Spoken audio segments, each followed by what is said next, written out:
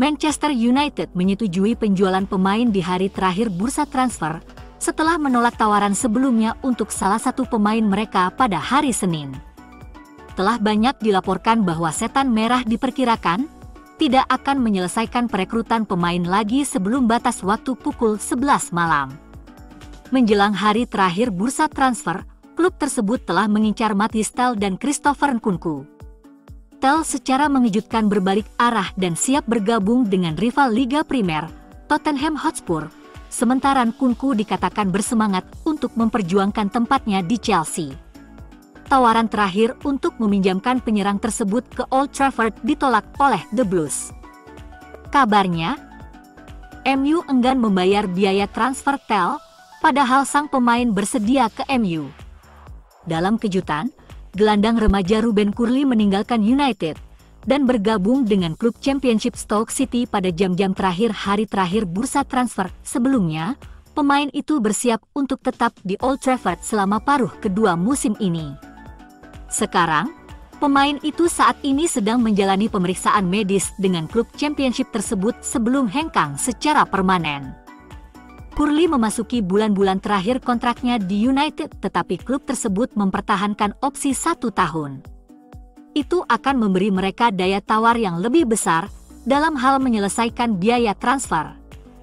Gelandang itu telah tampil 7 kali di Liga Premier 2 musim ini, serta tampil 1 kali di Piala EFL. Stoke berada di urutan ke-18 dalam klasemen Championship dan ingin memperkuat barisan mereka di jam-jam terakhir bursa transfer. Stoke dilatih oleh mantan pemain United Mark Robins.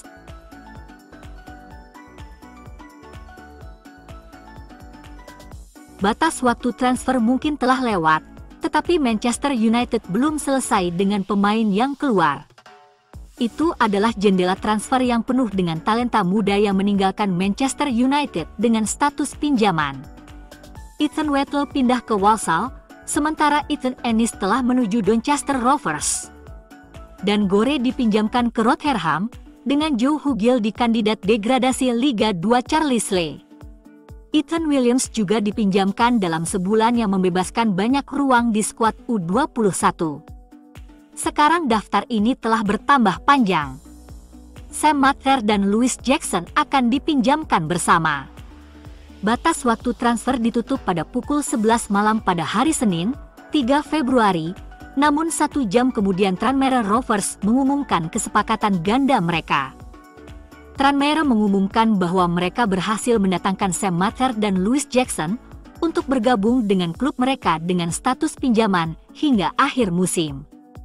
Apa yang dikatakan manajer Tranmere, Nigel Adkins tentang pasangan Manchester United? Adkins mengatakan senang bisa merekrut sepasang pemain muda berbakat dari klub Liga Premier, yang memberinya kekuatan yang lebih besar untuk paruh kedua musim ini. Ini adalah langkah yang mengesankan bagi keduanya karena akan memberi mereka pengalaman hebat dan akan memperkuat mereka sebagai pemain, karena bergabung dalam pertarungan degradasi melawan Morecambe dan juga Carlisle timnya Hugill.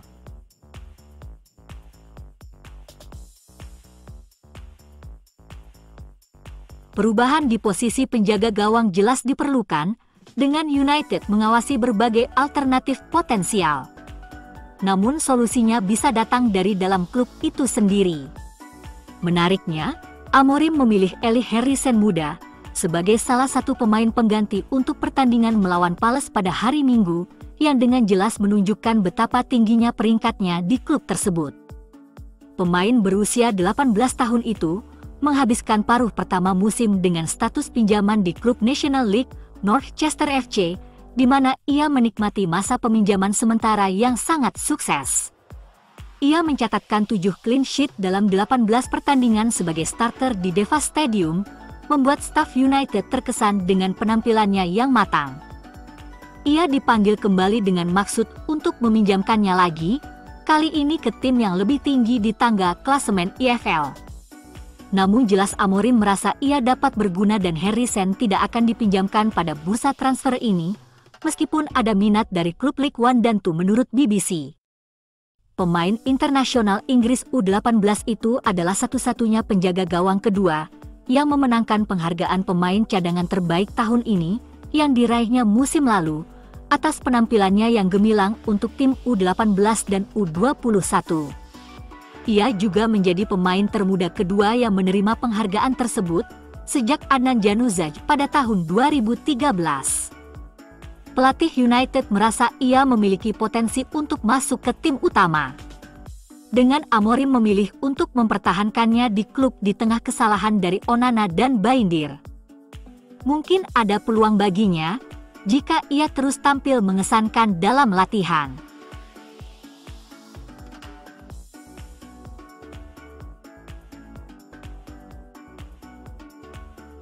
Staf Manchester United merasa lega karena klub tidak menjual Alejandro Garnacho pada bursa transfer musim dingin.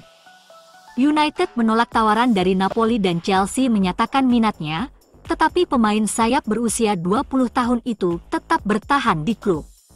Sumber di ruang ganti mengkhawatirkan prospek penjualan Garnacho, dan yakin hal itu akan menimbulkan kegemparan di antara pendukung United. Sumber terpisah juga mengakui bahwa mustahil bagi klub untuk membingkai kemungkinan kepergian Garnacho sebagai hal yang positif.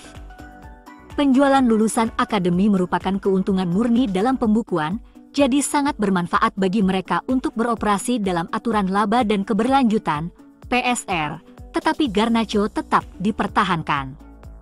Sama seperti Marcus Rashford, Garnacho dicoret dari skuad United untuk derby Manchester pada bulan Desember, tetapi pemain muda itu telah berjuang kembali ke tim Ruben Amorim. Garnacho telah menyumbangkan 8 gol dan 6 assist musim ini, dan ia memberikan dampak yang signifikan ketika ia masuk dari bangku cadangan melawan FCSB di Liga Eropa minggu lalu. Beberapa minggu lalu, Amorim ditanya tentang potensi penjualan Garnacho pada bulan Januari, dan pentingnya menginvestasikan kembali dana tersebut di pasar, jika transfer tersebut mendapat lampu hijau. United tidak dalam posisi dipaksa untuk menjual Garnacho, tetapi tawaran akan dipertimbangkan untuk pemain muda itu jika jumlah yang sesuai telah diajukan di meja perundingan.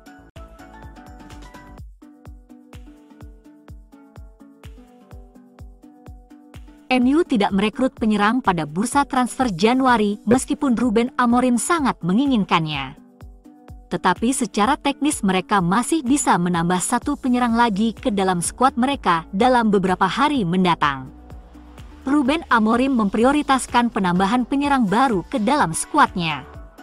Ia memainkan Kobbie Mainoo sebagai false nine dalam kekalahan akhir pekan dari Crystal Palace, dalam apa yang terasa seperti serangan terjelasnya sejauh ini di jajaran direksi United. Secara teknis, United kini hanya memiliki 4 penyerang senior yang tersedia untuk sisa musim ini, dengan Rasmus Højlund dan Joshua Zirkzee sebagai 2 penyerang yang diakui.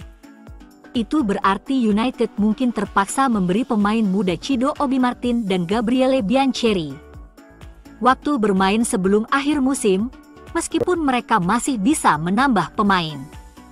Meskipun mereka telah melewatkan tenggat waktu untuk merekrut pemain, United masih bisa menambah pemain tanpa klub ke dalam skuad mereka untuk menggantikan Marcus Rashford setelah ia bergabung dengan Aston Villa dengan status pinjaman. Yang mengkhawatirkan adalah minimnya pilihan yang tersedia bagi United, bahkan jika mereka menjajaki pasar agen bebas.